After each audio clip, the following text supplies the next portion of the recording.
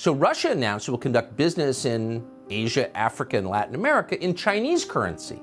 Brazil, which has a brand new government supported by the Biden administration, announced it will do the same thing. Brazil, largest economy in the hemisphere after ours. Pakistan is doing the same thing. That's a longtime U.S. ally. India and Malaysia, two of the biggest economies in the world, announced they'll be settling their trade in their own currencies, not the dollar. Even France is using Chinese currency in a new liquefied natural gas trade. China and Saudi Arabia are now major business partners, etc., etc., etc. This is happening around the world, and all of it is shutting out the US dollar. And as a result, dollars began to look much less appealing to the rest of the world. And so de-dollarization began, and it has accelerated at remarkable speed, almost without comment in the American media, over the last year.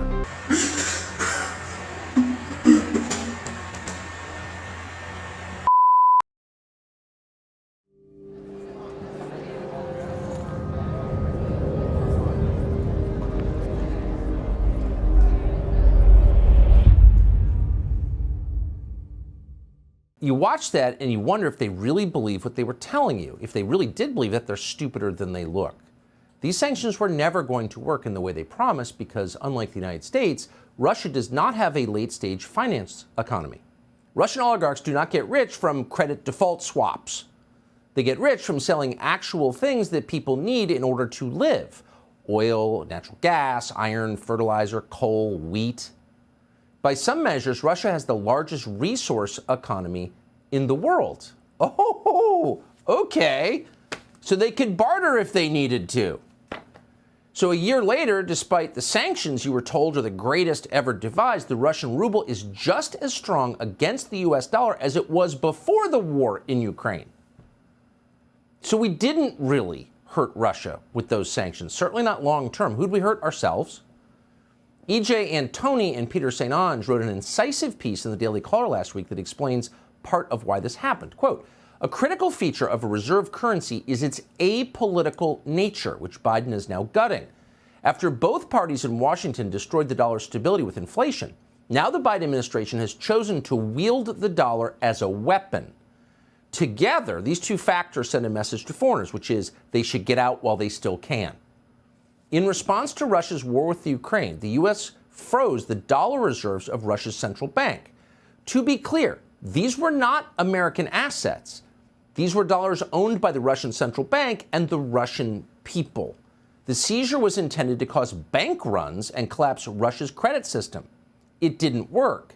Instead, it exposed the Biden administration's willingness to violate the trillions of dollars that foreigners rightfully own. The danger of this precedent is difficult to overstate," end quote. Now, all of us saw that happening, but you couldn't say anything because Russia, bad. We can't even watch their hockey teams. All right. But what do you think happened next as we were jumping up and down and talking about Winston Churchill? Well, smart foreigners, and there are some, believe it or not, started to dump the U.S. dollar. Why? Because the U.S. dollar was no longer a reliable store of value. Suddenly, it was a political weapon that could be wielded at will against anyone who held it. So what if you had a border dispute with one of your neighbors that the State Department hadn't authorized? Or what if you accidentally criticized transgender theology and irritated the Human Rights Campaign? Well, the U.S. government might denounce you as immoral and then confiscate all your money. Because they just did that with Russia. And as a result, dollars began to look much less appealing to the rest of the world. And so de-dollarization began, and it has accelerated at remarkable speed, almost without comment in the American media, over the last year. So Russia announced it will conduct business in Asia, Africa, and Latin America in Chinese currency. Brazil, which has a brand new government supported by the Biden administration, announced it will do the same thing. Brazil, largest economy in the hemisphere after ours. Pakistan is doing the same thing. That's a longtime U.S. ally. India and Malaysia, two of the biggest economies in the world, announced they'll be settling their trade in their own currencies, not the dollar. Even France, which we liberated, is using Chinese currency in a new liquefied natural gas trade. China and Saudi Arabia are now major business partners. And again, et cetera, et cetera, et cetera. This is happening around the world, and all of it is shutting out the U.S. dollar. And it's happening a lot faster than anybody could have predicted. And yet no one in Washington seems aware that it is happening. So if you wanted the rest of the world to trust your currency, the last thing you would do is use it as a weapon or print too much of it. Printing too much of your currency causes inflation, and that saps the value of the currency. No one wants to hold a currency that is worth less consistently every year. That's sixth grade economics, but Joe Biden can't be bothered with that. So he's printing more money. Here he is last week announcing another $10 billion check. Not for you or East Palestine or anyone in our country who needs it, but for foreign governments.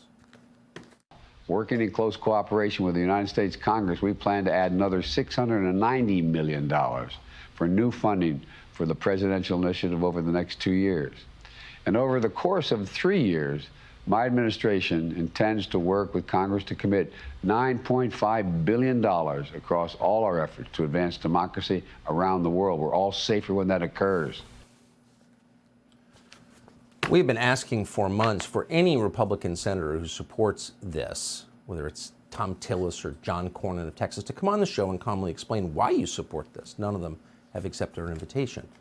But at this point, you begin to wonder, what does the United States have that will retain its value over time? We should do an inventory of our assets. So Biden, as you just saw, is continuing to send the contents of our treasury, our dollars, to corrupt oligarchs in Eastern Europe and around the world. And yet at the very same time, and you should pay attention to this, he's selling off America's most valuable hard asset. That's our strategic petroleum reserve. Because unlike the US dollar, oil, which is in the reserve, has inherent value. Oil is the densest store of transportable energy known to man. So unlike fiat currencies like the dollar, oil will always have value. That's why Russia is not now impoverished, because they have a lot of oil. But we have less, because the SPR has been drained. In the last fiscal year, the Biden administration sold off 218 million barrels of oil, including bewilderingly, criminally, to the government of China. How much oil is that? It's more oil sold from the SPR in 1 year than in all previous years combined. So what happens when we empty it? Well, there's not much left. Oh, what about our gold? America's gold reserves have not been fully audited in generations. So they can say whatever they want, but the truth is we don't really know how much gold is in Fort Knox. So the SPR becomes even more vital, and now it's disappearing. And as it does, the power of the United States ebbs. At some point, what's going to be left? They'll be draining the Great Lakes and shipping the water to the Gobi Desert for cotton farming. They'll be selling the curtains. So how do you fix this? Well, ending the war in Ukraine immediately would help, which we could do, because we're in charge of NATO, but we're not even trying. In fact, we're pushing even harder for a direct conflict with nuclear-armed Russia. And politicians in Washington remain mired in their weird boomer World War II fantasies where they're all Winston Churchill and Zelensky's the head of the French resistance. We could give a million examples, but we can't resist, once again, the leader of the Republicans in the Senate, Mitch McConnell, last month. I'm going to try to help explain to the American people that defeating the Russians in Ukraine is the single most important event going on in the world right now. Defeating the Russians in Ukraine is not the single most important event in the world from the perspective of the United States. It's not even number 15 on the list. It's way below ending the importation of fentanyl into this country, and it's way, way below preserving the strength of the U.S. dollar. But if Mitch McConnell and Joe Biden and the rest of these reckless leaders have their way, an increasing number of countries will do what so many have already done, which is begin to reject the U.S. dollar. And what will happen then? Well, all those dollars will come home, and the value of our currency will plummet even further. And that will lead to poverty across the United States, and that will lead to the typical political and cultural volatility that inevitably follows economic collapse. Disaster. And we've seen it before. Of course, you know the famous pictures from Germany in the early 20s. Banknotes and wheelbarrows. When I buy a cup of coffee, that'll be 30 pounds of currency. Kids playing with worthless stacks of Deutschmarks. That was called Weimar, the Weimar Republic. And that government collapsed because of hyperinflation. And then economic collapse led to communist revolutions across Germany and ultimately to, fill in the blank, the Nazi regime. That's well known. In fact, it's a cliche at this point. But here's the thing that nobody seems to remember. What brought on the economic collapse that set the world on fire? Does anyone remember that? Why did the German government blow up its own currency? Well, simple. The German government took on too much debt in order to pay for a pointless war. Yes, a pointless war did that.